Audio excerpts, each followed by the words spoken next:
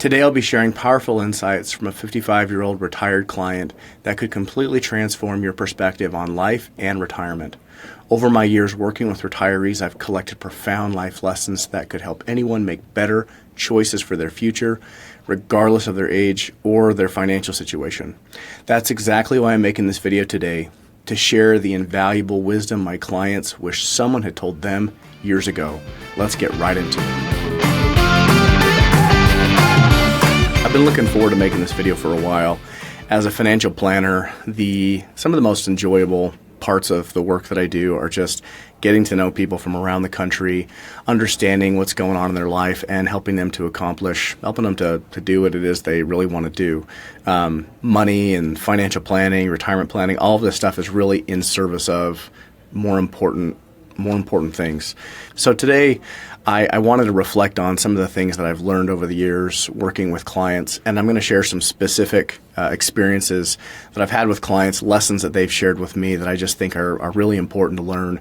And I think even if these client situations don't line up obviously perfectly with your situation, you can get some insights that I think are going to be really valuable for you. So I want to share some experiences from some clients of mine they're in their 50s, and I'll change their names obviously, Jordan and Susie, and really interesting, powerful lessons from them. And then I'll share some other client experiences that I think are also just priceless, that are just really important to know, or kind of funny. So before I jump into those client experiences, I went on to Reddit to see what I could find about people's regrets or thoughts about retirement. And so anyway, I found a couple that I just thought were funny, and I thought, oh, you know what, those resonate with me, and similar to things that I've heard over the years. Really well said, though. So this comment here from Danger 4186 says, "Not taking pictures. I've had an unbelievable amount of cool experiences, but like 2 pictures." That actually, I think that definitely applies to me, even though I'm not retired. If it weren't for my wife, we would have, I think, very few pictures of us on trips or anything, or of our kids. So yeah, great advice there.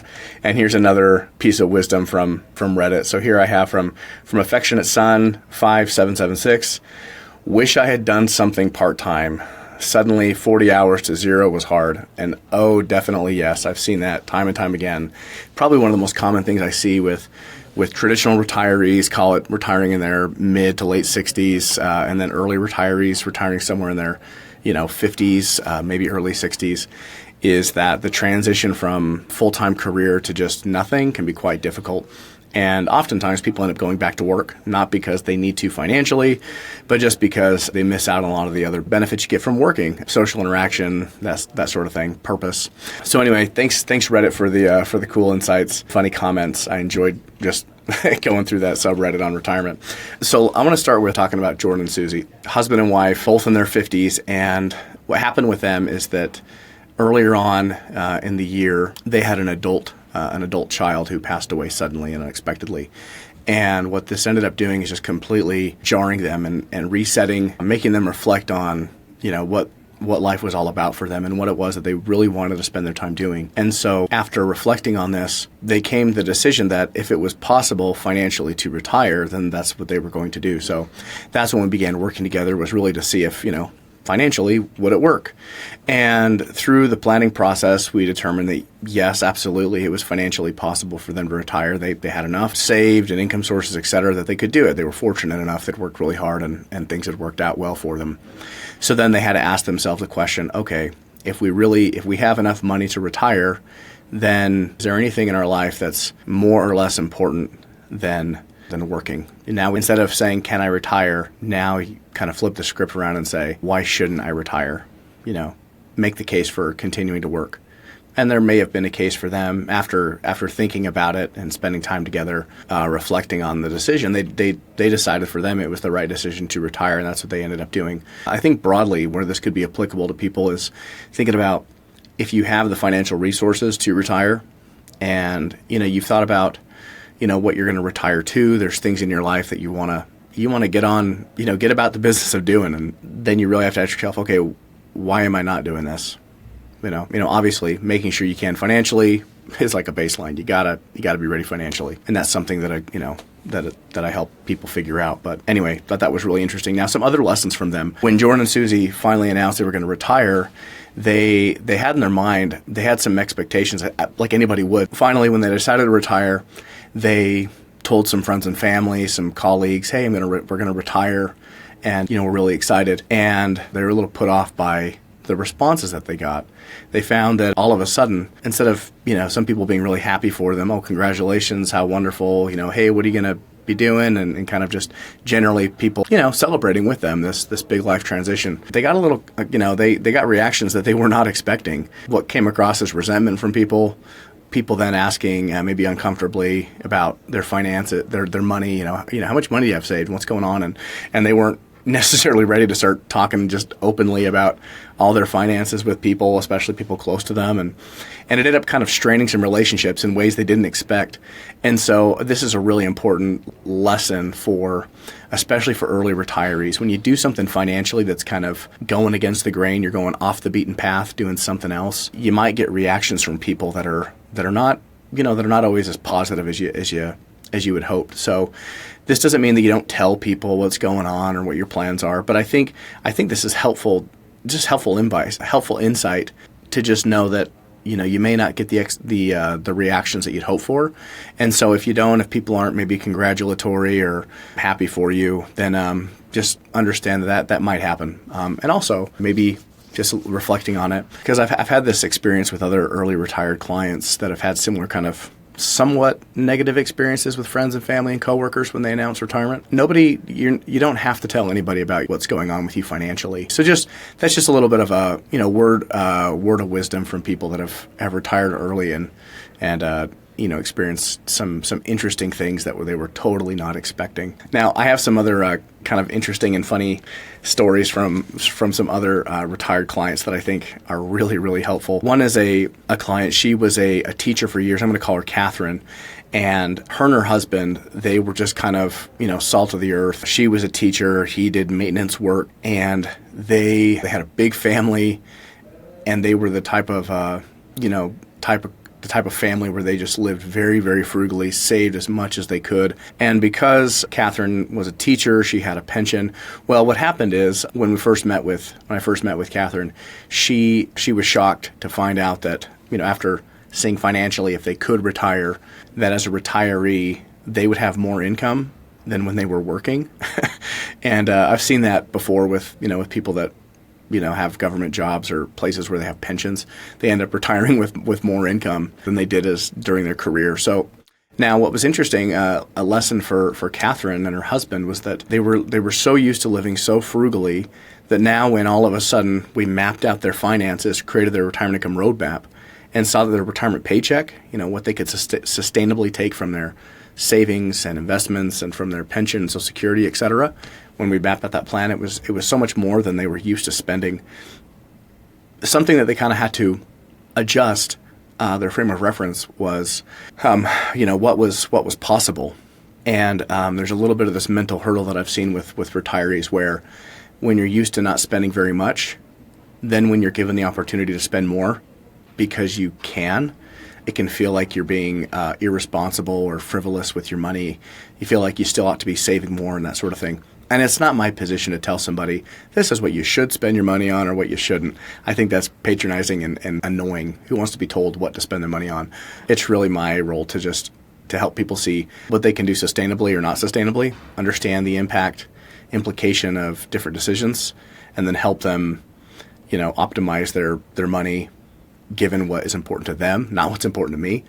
So Katherine had expressed that for so long, her family background, her family came out of Greece, and man, she wanted so badly to go to Greece and not just be there for a couple of days. She really wanted to spend a few weeks there and get to know the country. Now, looking at that trip, it was going to be more money than they'd ever spent on a vacation, and it felt to her like just totally irresponsible to spend that much money on that type of trip. And how dare she? How dare she? Think of all the other wise things, or think of all the other prudent things that she could spend her money on rather than just on a trip. What a waste. That I'm saying that kind of sarcastically. That's a little bit of how she was feeling kind of guilty, I think, about spending the money. So one of the powerful things about creating a retirement paycheck is that when you can see what you can realistically spend financially, so let's just say that after mapping everything out, and I'm not going to go into the details of an income plan here. I've done tons of videos and that sort of thing.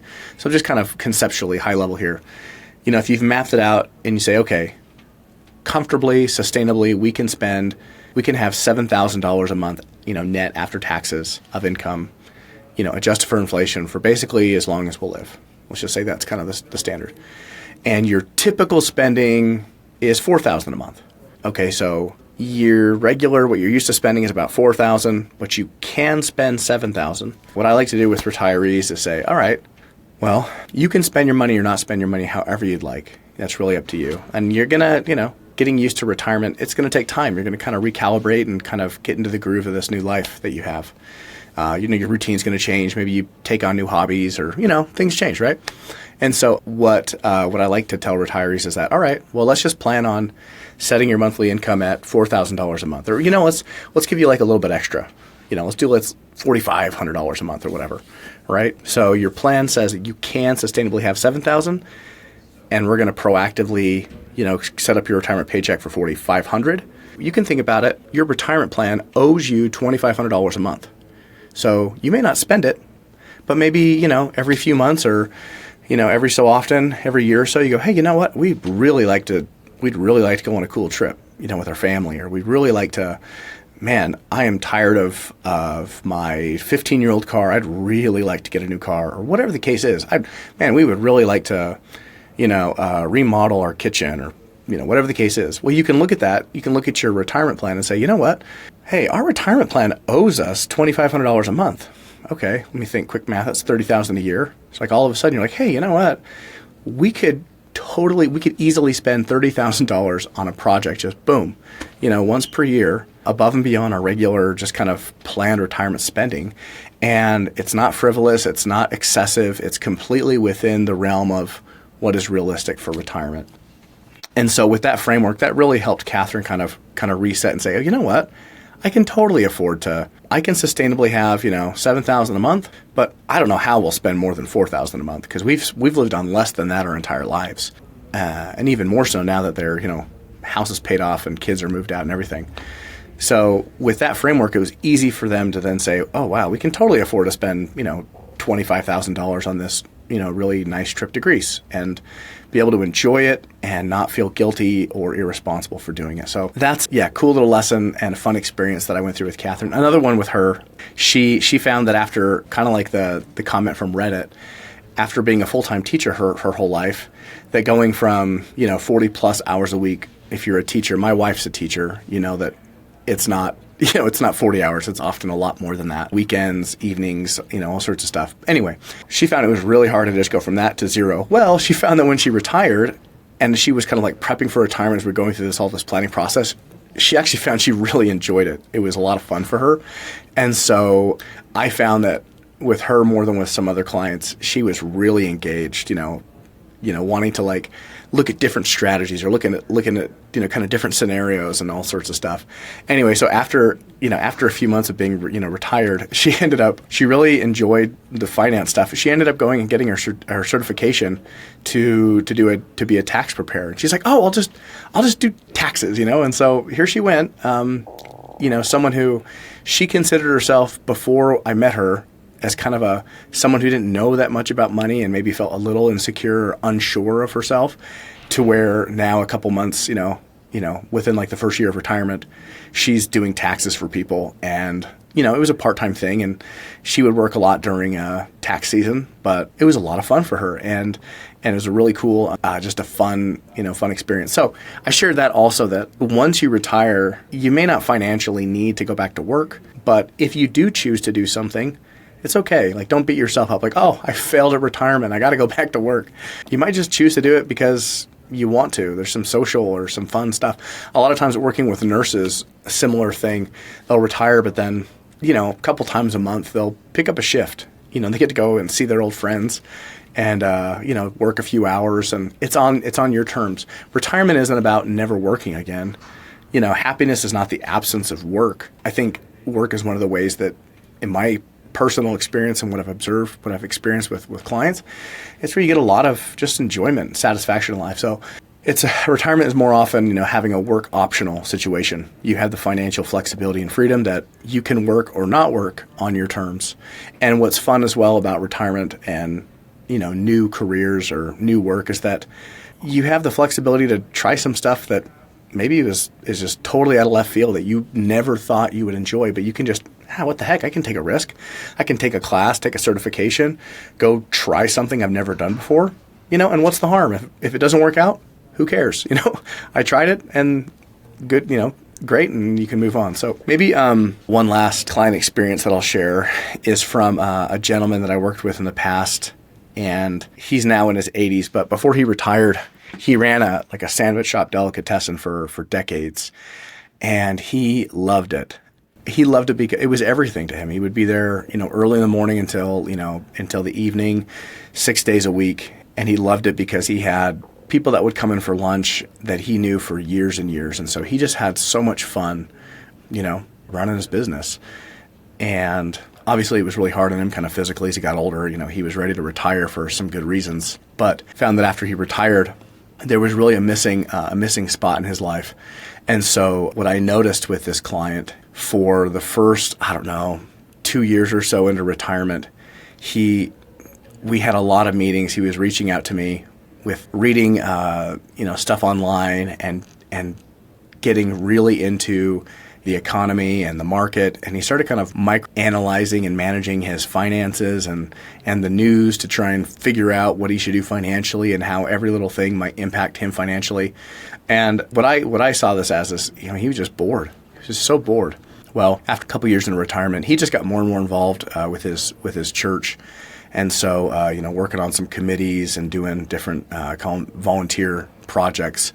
And then also him and his wife, their sons started got married and started having, starting families. And so they were able to spend more time traveling and visiting grandkids. And that helped kind of, fill the gap in his life. So anyway, I hope that these experiences have been, at a minimum, they've given you some insight into the things that people face, both early retirees and kind of traditional retirees. So hopefully that's been helpful for you. If it hasn't, or if there's something here that doesn't seem to quite make sense or resonate with you, take what makes sense and leave the rest. Anyway, it's been a lot of fun for me reflecting back on some of these fun client experiences. Really enjoyed sharing some of the lessons and life wisdom from the clients I've worked with over the years. And as I went over these experiences, I'll tell you, they really hit home for me. Every week in my practice, I sit across from people who wish that someone had shared these exact insights with them decades ago. It's not about complex financial strategies or investment returns. Most of the time, it's about those pivotal life decisions that echo through the years. Money is important, but what strikes me in these conversations is how often my clients' biggest regrets have nothing to do with their bank account balance or taxes or investments. These raw, honest reflections I discussed today can be worth more than any financial advice. If you're curious about where you stand on your financial life journey, I've created a simple quiz to help you determine if you're on track to retire.